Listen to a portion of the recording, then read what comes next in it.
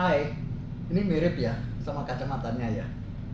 Anyway, eh, saya mau ngomong soal kompetisi Piano Nusantara Plus nih. Udah mau kelar dan kami semua happy banget, pesertanya dari berbagai kota.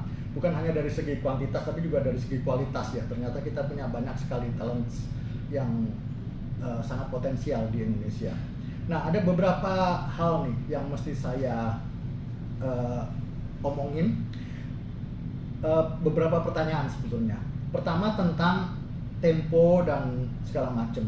Jadi banyak yang bertanya kenapa nggak ada, kadang-kadang nggak ada tempo yang ditulis secara spesifik gitu atau tanda-tanda dinamik gitu.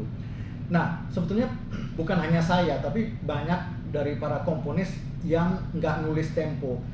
Mungkin banyak di antara Anda berpikir, oh kalau main apanya Chopin atau Mozart itu tuh mereka yang nulis temponya. Enggak, itu diedit oleh publisher sesudahnya. Nah, sebetulnya itu nggak perlu diedit kalau judulnya udah jelas. Judul itu biasanya menggambarkan bukan hanya biasanya, tapi emang selalu menggambarkan musiknya. Masa judul sama musik nggak cocok, ya kan?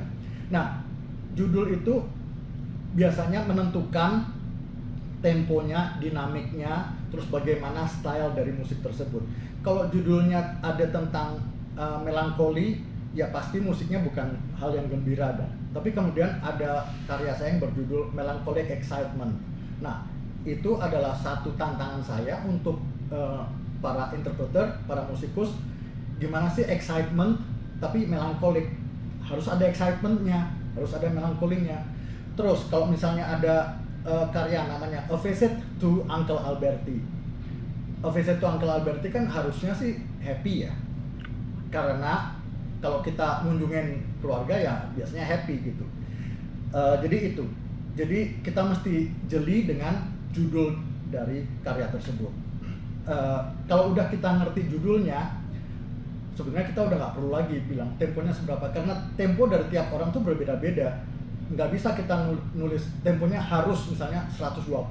Setiap orang punya cara yang berbeda untuk mengekspresikan kegembiraannya atau kesedihannya atau suasana hati yang lain. Itu aja.